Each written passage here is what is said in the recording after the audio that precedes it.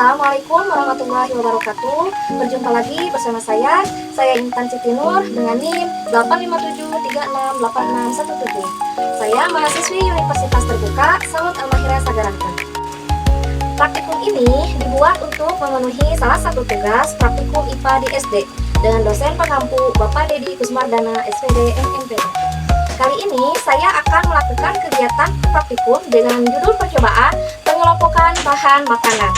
Bisa dilihat di sini ada 20 jenis bahan makanan yang akan saya kelompokkan ke dalam 4 kelompok, yaitu karbohidrat, ada lemak, protein, lalu ada vitamin. Dengan tujuan percobaan yaitu dapat mengelompokkan bahan makanan berdasarkan kandungan zat gizinya. Adapun alat dan bahan yang sudah saya siapkan yaitu ada 20 macam bahan makanan. Lalu ada 4 tempat plastik yang sudah saya beri label. Ada karbohidrat, ada lemak, protein, lalu vitamin. Tidak lupa tabel pengamatan. Langsung saja ke langkah-langkah percobaannya. Nah, di sini saya akan mengelompokkan bahan makanan berdasarkan label yang sudah saya persiapkan. Nah, di sini ada nasi putih. Ini termasuk ke dalam kelompok karbohidrat. Ya. Lalu ada telur. Ini masuk ke dalam kelompok protein. Lalu ada wortel. Ini masuk ke dalam vitamin, kelompok vitamin. Lalu ada santan. Ya, di sini masuk ke kelompok lemak. Lalu ada singkong. Nah, singkong ini masuk ke dalam kelompok karbohidrat. Selanjutnya ada susu. Ini susu masuk ke kelompok protein. Lalu ada jeruk. Ini jeruk masuk ke dalam kelompok vitamin.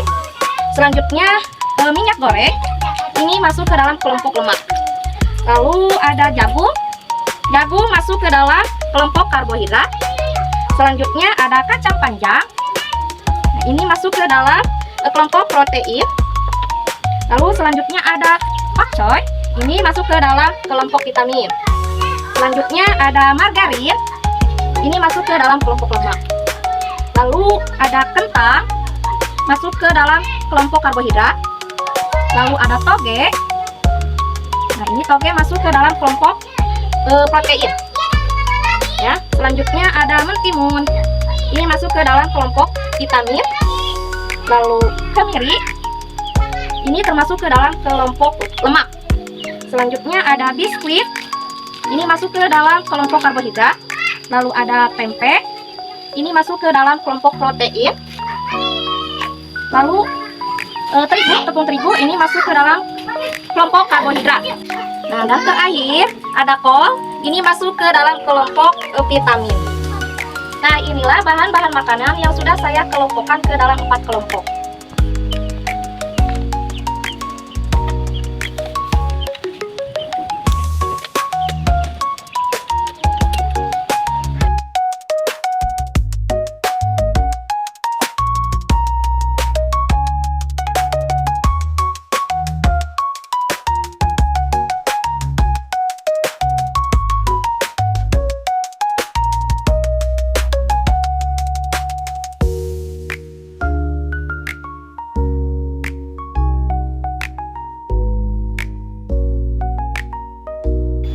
Nah, setelah saya mengelompokkan ke dalam 4 kelompok ini, yang termasuk ke dalam kelompok karbohidrat, yaitu bahan makanannya ada nasi, ada singkong, tepung terigu, jagung, lalu biskuit, dan kentang.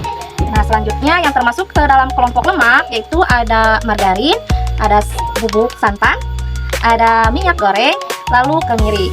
Yang termasuk ke dalam kelompok protein, yaitu ada susu, lalu toge, telur, kacang panjang, dan tempe. Yang terakhir yang termasuk ke dalam kelompok vitamin yaitu ada kol, ada pakcoy, lalu ada wortel, ada mentimun, dan juga ada jeruk. Adapun kesimpulannya yaitu setiap bahan makanan memiliki kandungan gizi yang berbeda-beda. dan dapat dikelompokkan ke dalam beberapa golongan utama, yaitu sumber karbohidrat, protein, lemak, dan vitamin. Nah, dari percobaan ini menunjukkan pentingnya mengenal jenis dan kandungan gizi bahan makanan agar kita dapat menyusun menu seimbang yang mendukung pertumbuhan dan kesehatan tubuh. Sekian dari video kali ini, sampai bertemu lagi di video praktikum selanjutnya. Wassalamualaikum warahmatullahi wabarakatuh. Baik, selanjutnya saya akan melakukan praktikum dengan judul percobaan, yaitu pengelompokan sayuran. Adapun tujuannya yaitu dapat mengelompokkan sayuran berdasarkan macamnya. Alat dan bahan yang saya gunakan yaitu 5 tempat plastik yang sudah saya beri label setiap masing-masingnya, lalu 20 macam bahan makanan sayuran, dan yang terakhir tabel pengamatan. Langsung saja ke langkah-langkah percobaannya. Nah, di sini saya akan mengelompokkan 20 macam bahan makanan ini ke dalam 5 wadah plastik yang sudah saya beri label, yaitu ada pengelompokan sayuran tunas, lalu ada pengelompokan sayuran buah, ada pengelompokan sayuran kacang-kacangan, sayuran akar atau umbi, dan sayuran daun. Nah, di sini saya akan mengelompokkan dari mulai sayuran tunas. Nah, di sini yang pertama yaitu ada sayuran toge, ya, masuk ke dalam pengelompokan sayuran tunas. Ya, selanjutnya ada kacang panjang. Nah, ini termasuk ke dalam sayuran kacang-kacangan. Lalu ada tempe, ini juga termasuk ke dalam sayuran kacang-kacangan. Nah, selanjutnya ada wortel. Nah, wortel ini masuk ke dalam pengelompokan sayuran akar atau umbi. Ya. Lalu ada kentang, ini juga termasuk ke dalam pengelompokan sayuran akar. Lalu ada singkong. Singkong juga masuk ke dalam sayuran akar atau umbi. Nah, selanjutnya ada mentimun. Nah, ini mentimun adalah termasuk ke dalam kelompok sayuran buah. Ya, selanjutnya ada bayam. Nah, ini bayam masuk ke dalam pengelompokan sayuran daun. Lalu ada pakcoy. Pakcoy juga termasuk ke dalam sayuran daun. Selanjutnya ada kol. Kol ini termasuk ke dalam pengelompokan sayuran daun. Nah, inilah bahan makanan yang sudah saya kelompokkan ke dalam sayuran. Nah, di sini ada sayuran tunas, itu ada toge. Lalu sayuran buah ada mentimun. Selanjutnya ada sayuran kacang-kacangan, ada kacang panjang dan tempe. Ada sayuran akar umbi yaitu singkong, wortel, dan kentang. Dan yang terakhir sayuran daun. Nah, di sini ada kol, ada sayuran pakcoy, yang terakhir ada sayuran bayam.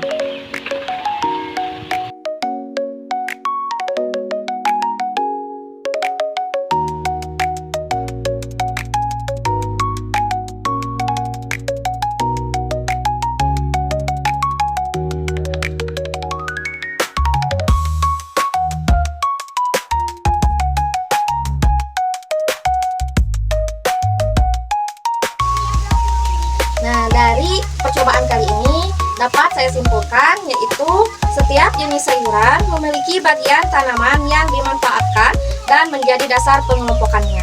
Nah, sayuran dapat dibedakan menjadi beberapa kelompok, yaitu sayuran daun, nah ini, lalu sayuran buah, ada sayuran akar, sayuran kacang-kacangan, dan yang terakhir ada sayuran tunas.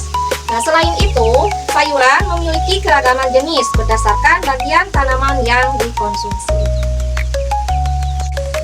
Nah, sekian dari percobaan kali ini. Mohon maaf apabila ada perkataan yang tidak berkenan. Wabillahi taufiq wal hidayah. Wassalamualaikum warahmatullahi wabarakatuh.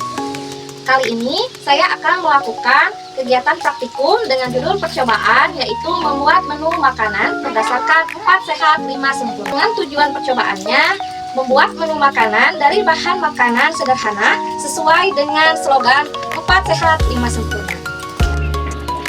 Adapun alat dan bahan yang sudah saya siapkan di sini yaitu ada tempat plastik, lalu bahan makanan yang sudah saya sediakan, yang sudah saya kelompokkan menjadi 2 bahan makanan, yaitu yang terakhir ada tabel pengamatan. Nah, langsung saja ke langkah-langkah percobaannya. Nah, di sini saya sudah menyiapkan dengan 2 menu makanan, yaitu bakwan dan juga sayur sup. Nah, di sini ada juga bahan makanan pelengkapnya. Di sini ada bakwan. Di sini bakwan bahan makanannya yaitu ada jagung, ada kol, ada toge, ada bawang merah, ada kacang panjang, wortel, tepung terigu, lalu minyak goreng. Selanjutnya di sayur sup ada kentang, ada kol, ada wortel, bawang merah, dan ada bawang daun.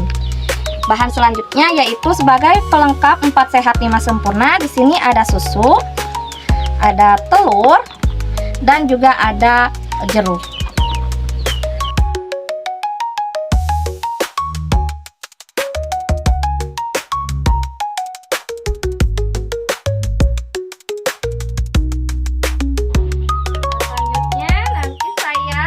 Memasak kedua menu tersebut.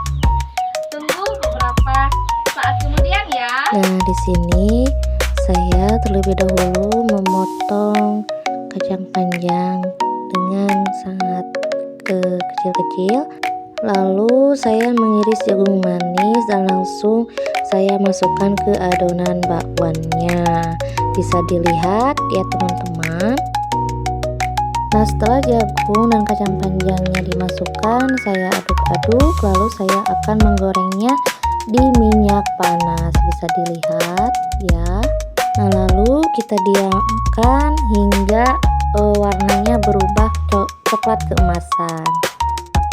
Nah, selanjutnya di sini saya akan mengolah sayur sup, yaitu pertama-tama kita iris dulu potongan kol ya dengan ukuran sedang.